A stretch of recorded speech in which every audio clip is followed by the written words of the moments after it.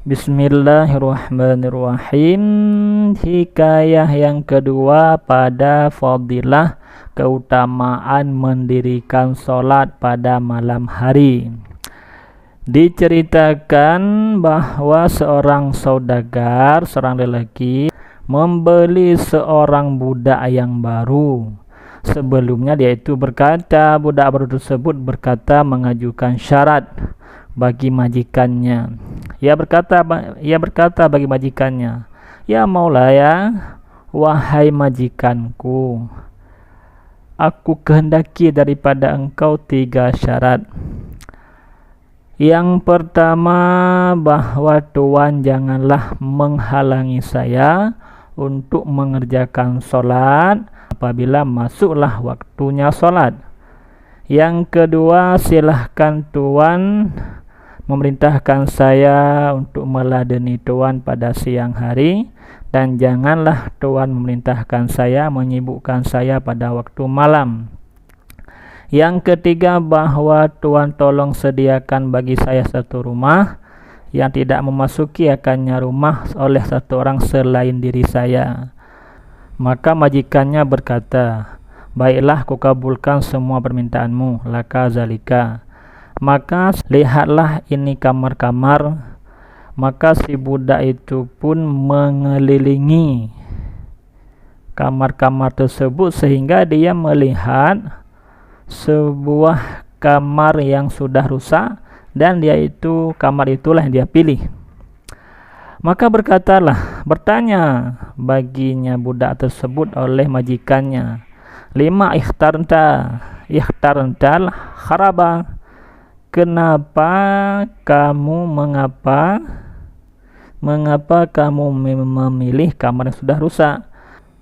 Maka berkata ianya budak hamba saya, "Wahai tuanku, adakah engkau ketahui bahwa sesungguh kamar yang rusak, jikalau beserta Allah Ta'ala itu bagaikan sebuah gedung dan taman, maka jadilah si budak tadi itu yang tinggal.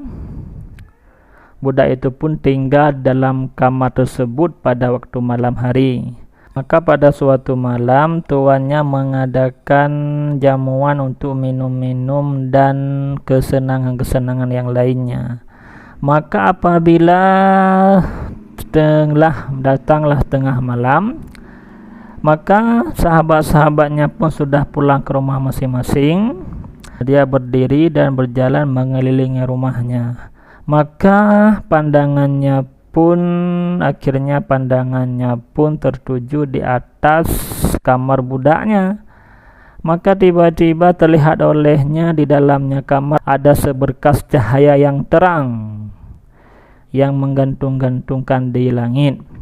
Sedangkan si budak tadi itu dalam keadaan sujud yang bermunajah ia akan Tuhannya, sambil dia berkata, "Ilahi, wahai Tuhanku, aku telah mewajibkan diriku untuk meladeni Tuanku pada malam hari. Jika seandainya tidak, niscaya tidak aku sibukkan kecuali dengan meladenimu pada malam hari dan pada siang hariku. Maka berilah aku sebuah alasan, wahai Tuhanku." Majikannya terus memandang kepada cahaya-cahaya tersebut hingga terbit fajar. Maka saat terbit fajar, ketika cahaya tersebut naik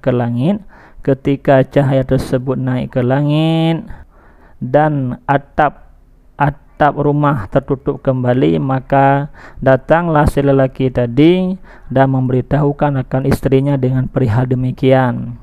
Maka manakala pada malam berikutnya si lelaki tadi, majikan tadi, mengajak berdiri bersama dengan istrinya di atas batu, dan cahaya tadi pun bergelantungan, dan hamba saya tadi itu dalam keadaan sujud dan bermunajah kepada Allah Ta'ala hingga terbit fajar.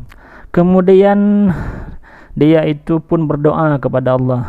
Kemudian memanggillah memanggil oleh tuan dan istrinya akan hamba saya tersebut dan berkata bagi keduanya, engkau telah merdeka karena Allah Ta'ala, sehingga luaslah waktumu untuk berkhidmat kepada siman yang adalah engkau itu engkau mengadu kepada man tersebut.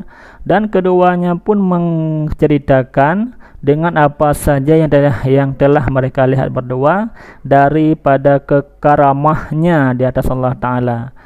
Maka manakala mendengar si hamba tersebut akan demikian, yaitu mengangkat kedua tangannya dan berkata, Ilahi ya Tuhanku, aku minta akan bahwa jangan engkau bukakan rahasiaku dan bahwa jangan engkau nampakkan akan hal-halku. Maka apabila telah engkau nampakkan akan rahasiaku, maka cabutkan olehmu ya Allah, cabutlah nyawaku kepadamu. Fakharra, maka ia pun tersungkur jatuh bersujud dalam keadaan sudah menjadi mayat, sudah meninggal. Rahimallahu ta'ala, Allah memberikan rahmat kepadanya. Untuk cerita yang kedua, terima kasih. Assalamualaikum. Nanti kita lanjutkan cerita yang ketiga ya.